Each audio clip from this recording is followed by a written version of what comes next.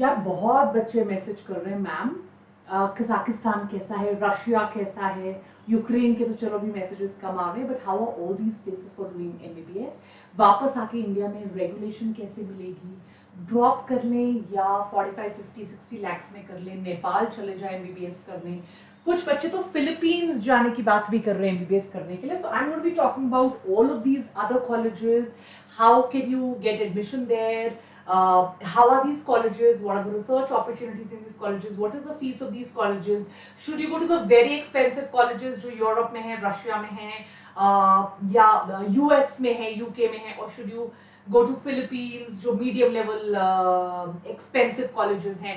तो चलिए let us talk about all these colleges in a lot of depth. Detail discussion होने वाली है, हर एक कॉलेज के एडवांटेज क्या है, वहां से आपको क्या क्वालिफिकेशन मिलेगी, उस कंट्री के बेस्ट कॉलेजेस क्या है, उनका बजट कितना है, इंडिया में और आपस में इन कॉलेजेस के डिफरेंसेस क्या है, आपको कब डिसाइड करना चाहिए कि आपको इन कॉलेजेस में जाना है।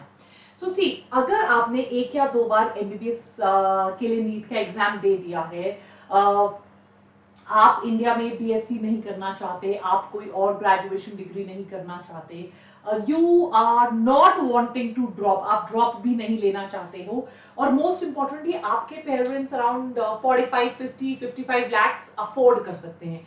आज से अराउंड 4-5 साल पहले अगर मैं बात करूं 2014-15 की, तो शायद 6-7 साल हो गए, ज्यादा टाइम हो गया है। तो तब तक 15-16 में मेरे काफी स्टूडेंट्स रशिया भी गए थे एमबीबीएस करने, और तब अराउंड 20 to 25-26 लैक्स में हो जाता था, बट अब ये रेट बढ़ चुका है। तो क्या, कब जाना चाहिए, सबसे पहले बात करते हैं what are the advantages of studying at a foreign university. तो फॉरेन यूनिवर्सिटी कोई क्यों तय करता है ना, क्यों डिसाइड करता है कि मुझे फॉरेन यूनिवर्सिटी में जाना है। तो फॉरेन यूनिवर्सिटी बच्चा तब जाएगा जब उसका इंडिया में सिलेक्शन नहीं हो रहा है, उसको एमबीबीएस ही करनी है, और घर की फाइनेंशियल कंडीशन इतनी अच्छी है कि वो 35-40 लाख रुपीस निकाल पा रहे हैं। सो एमबीबीएस अब्रॉड जो है वो रिलेटिवली मच चीपर है इंडिया से। इंडिया में अगर आपको एमबीबीएस करनी है, डीवाई पाटिल से करनी है, किसी प्राइवेट कॉलेज में इंडिया से करनी है, तो आपको 75-80 लाख टू 1.2 करोड़ रुपीस चाहिए। तो इट इज मच चीपर। उनकी जो कैपिटेशन फीस होती है, जिसको हम कहते हैं यार, जो कॉलेज, प्राइवेट कॉलेजेस जो फीस लेते हैं, वो बाहर काफी ज्यादा सस्ती है। वहां पर रहना जैसे लोअर है, क्योंकि बहुत वहां पर मेन सिटीज के अंदर कॉलेजेस नहीं होते, कॉलेजेस सिटी से थोड़ा बाहर होते हैं, हॉस्टल में ही रहना होता है, तो वो भी थोड़ा सा सस्ता पड़ जाता है। और अगर कोई वेल डिजर्व कैंडिडेट हो, पढ़ाई में बहुत अच्छा हो, तो उसको थोड़े से ऑफ भी मिल जाते हैं। जो यूनिवर्सिटीज मैं आपको बताऊंगी, वो जनरली एमसीआई से एग्रेडेटेड है। एमसीआई का मतलब होता है मेडिकल काउंसिल ऑफ इंडिया। जब आप वापस आते हो तो आपको एमसीआई का टेस्ट देना पड़ता है।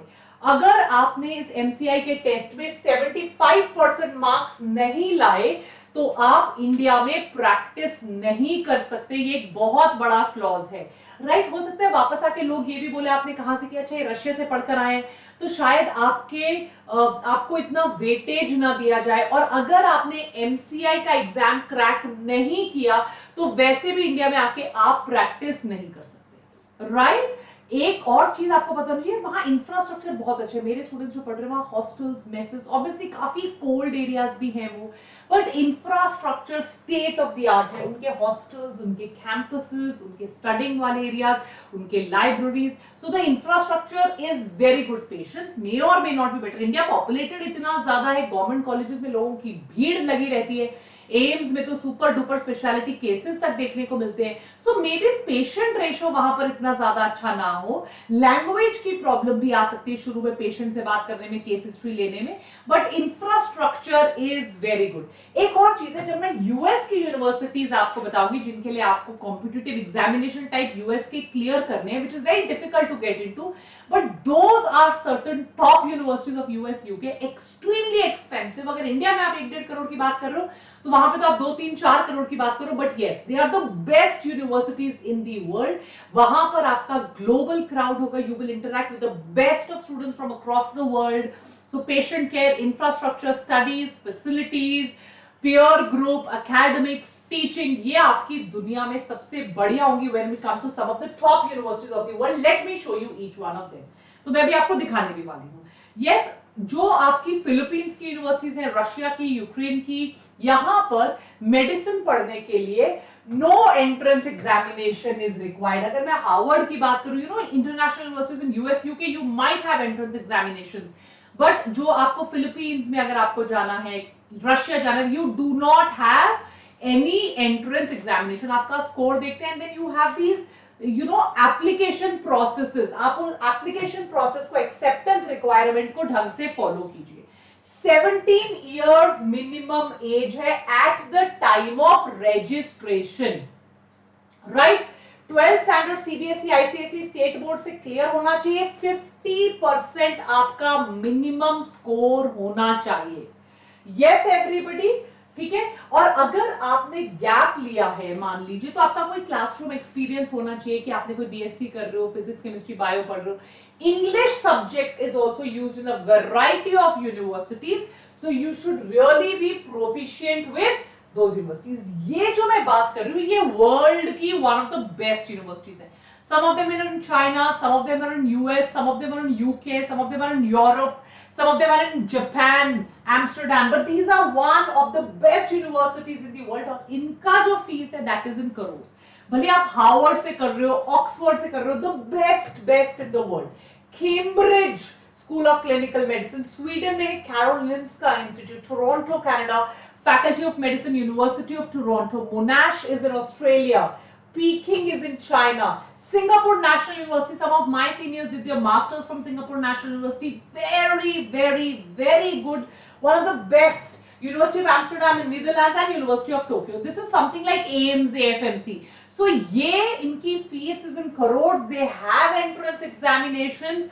They are extremely difficult to get into both academically and even monetarily. Medicine बाहर पढ़ना आसान नहीं है। Obviously, you might have scholarship programs, you might have some aid which is given to foreign students, but in spite of that करोड़ों में fees आती है, so this is extremely expensive, very expensive, right? Philippines आपका काफी सस्ता है। Philippines में अगर आपको पढ़ना है तो आप 25 to 30 लाख रुपीस में पढ़ सकते हो। कजाकिस्तान में 15 to 18 लाख रुपीस होंगी। Russia is again 25 to 28 lakh rupees. Ukraine is 28 to 32 lakh rupees. But अभी because of this war which is happening, ज्यादातर बच्चे आजकल कजाकिस्तान, फिलीपींस, जॉर्जिया जा रहे हैं। काफी बच्चे टर्की और इजिप्ट भी जा रहे हैं, where MBBS is available between 37, 38, 41, 42 lakhs. Uzbekistan is 20 to 30 lakhs. पर मैं आपको ये बता दूं, Kazakhstan and Uzbekistan the weather is extreme, minus में टेम्परेचर रहता है, कोल्ड डेजर्ट्स है, वेरी कोल्ड। काफी स्टूडेंट्स आजकल बांग्लादेश भी जा रहे हैं, 26 to 30 lakhs in Bangladesh, and private medical universities in India is, जैसा मैंने आपको पहले बोला था, 70 lakh to 85 lakhs to 90 lakhs to 1 crore 1.2, तो उसके तो लगभग हाफ में आपकी एमबीबीएस हो जाती है, and that is the reason lot of students are going. Now ये डिपेंड करता है आपकी फाइनेंशियल स्टेट पे, ये डिपेंड करता है आप कितने डेस्परेट हैं एमबीबीएस करने में, ये डिपेंड करता है आपको कॉन्फिडेंस है इंडिया में क्रैक करने का, या आपको लग रहा है नहीं 2 अटेम्प्ट हो गए, 3 अटेम्प्ट हो गए, I want to become a doctor, I want to go abroad. But आपको हमेशा याद रखना चाहिए, when you come back, if you don't clear that MCI examination with 75%, तो आप इंडिया में प्रैक्टिस नहीं कर पाओगे। इनमें काफी जो अनस्टेबल फाइनेंशियल बैकग्राउंड के, पहली बात तो उनको जाना ही नहीं चाहिए। फिर भी बहुत ट्रस्ट है, बहुत सारी ऑर्गेनाइजेशंस हैं जो, ये प्राइवेट ऑर्गेनाइजेशंस है, गवर्नमेंट ऑर्गेनाइजेशंस नहीं है, जो आपको they give you scholarships also. University of Ukraine does not, ऐसा गवर्नमेंट ऑफ यूक्रेन को ऐसी डायरेक्ट स्कॉलरशिप नहीं देती है, ये फेक है। तो इन फेक न्यूज के चक्कर में मत पड़ जाना, कोई भी गवर्नमेंट यूनिवर्सिटी नहीं देती। कई बार कई रिलीजियस ग्रुप्स होते हैं, कई कम्युनिटीज होती है कि हमारे बच्चे आगे पढ़े बढ़े, तो वो आपस में अपनी स्कॉलरशिप देते हैं। अदरवाइज इन यूनिवर्सिटीज के लिए जनरली कोई स्कॉलरशिप प्रोग्राम नहीं है।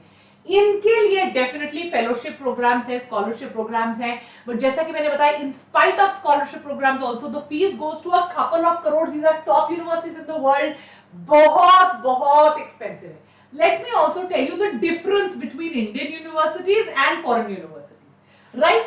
MBBS in India वेरी करता है, गवर्नमेंट कॉलेजेस में लगभग एक जैसा है, प्राइवेट कॉलेजेस में कईयों में पढ़ाई कम है, कईयों में ज्यादा है।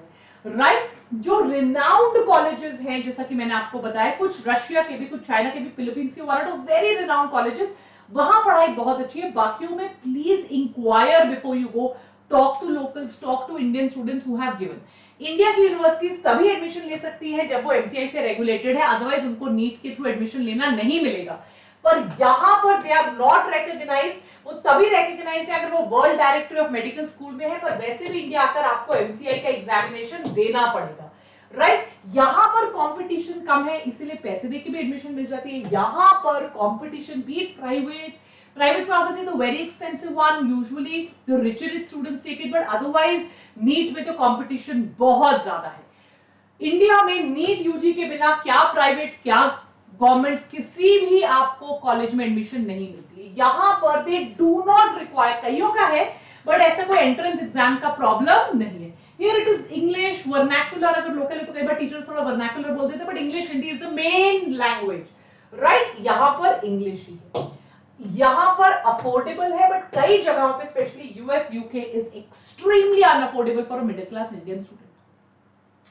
इंडिया में लोअर कॉस्ट है, अगर आप यूके गए, अगर आप इन जगह गए तो cost of living is very very high, right. बहुत हाई कॉस्ट ऑफ लिविंग है, तो उसके बारे में तो जरूर आप सोच के जाइएगा, it is very very high, right. Depend करता है, Philippines could be cheaper but US UK the cost of living is very high.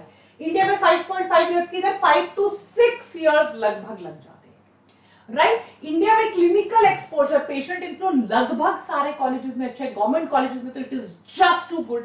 यहां पर some countries offer advanced facilities, पर काफी जगह जो बहुत रिमोट कॉलेजेस है, कई बार पेशेंट इनफ्लो इतना अच्छा नहीं होता। इंफ्रास्ट्रक्चर दोनों ही जगह अच्छा है, बट अब्रॉड तो कई बार state of the art very very very good infrastructure है, एंड वहां पर आपको डेफिनेटली डाइवर्स कल्चर, बहुत लोग बहुत कंट्री से आएंगे, so global exposure is very good. But आपको देखना है कि एमबीबीएस में do you really require clinical exposure और do you require global exposure, that is something कि आप बाहर सेटल होने के लिए सोच रहे हो, व्हाट इज इट, तो ये आपको अपने पेरेंट्स फैमिली के साथ बैठकर करना है।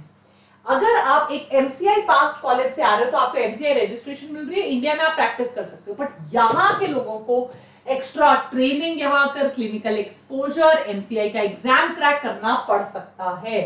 इंडिया में जनरली आपको इंडिया में ही जॉब अपॉर्चुनिटीज मिलेंगी, बाहर जाने के लिए आपको वहां के एग्जाम्स को क्रैक करना पड़ेगा, बट हियर डेफिनेटली अगर उनकी डिग्री दूसरे कॉलेजेस में एक्सेप्टेबल है, you will get very good exposure, right. यहाँ पर अडेप्टेबिलिटी की तो ज्यादा बात ही नहीं, क्योंकि आपके देश में ही है, तो आपको पता है यहाँ you have to be very adaptable, खाना खाना से लेकर बात करना से लेकर क्लाइमेट, लैंग्वेज बैरियर्स जैसे होते हैं, right, very strong English proficiency, कई बार आपको लोकल लैंग्वेज की क्लासेस लेनी पड़ती है, कल्चरल प्रोफिशिएंसी चाहिए होती है, कम्युनिटी जो स्टूडेंट्स की होती है उनके साथ आपको मिल बांट के रहना है, राइट। तो ये बड़ा पंगा पड़ता है कई बार कि आप एडजस्ट नहीं कर पाते। यहां तो रिटर्न की बात ही नहीं, आप इंडिया में हो, आप बाहर जा सकते हो हायर स्टडीज के लिए, but you come back to India, here you can either move abroad वहां से, depending again on your financial conditions, और you can move back to India.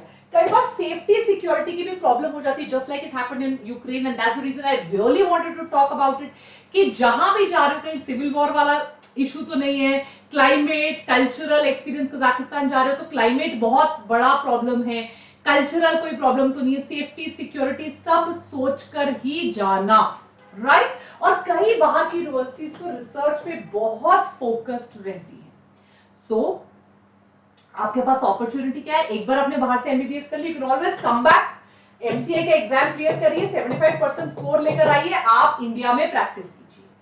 अगर आपकी जो डिग्री पहले पता करके जाइए मेरी डिग्री की मान्यता कहां कहां है, अगर आपकी डिग्री अराउंड द वर्ल्ड उस कॉलेज की उस यूनिवर्सिटी की आपको मान्यता, you can really practice around the world.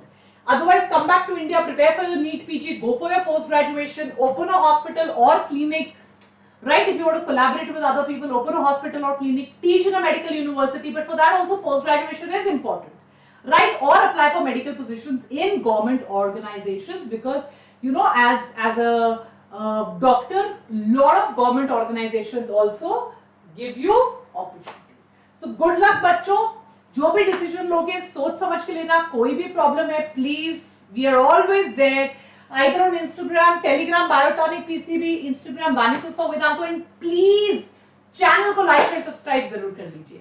Take care, God bless you. कुछ भी और जानना है कमेंट सेक्शन पे जरूर दे दीजिएगा.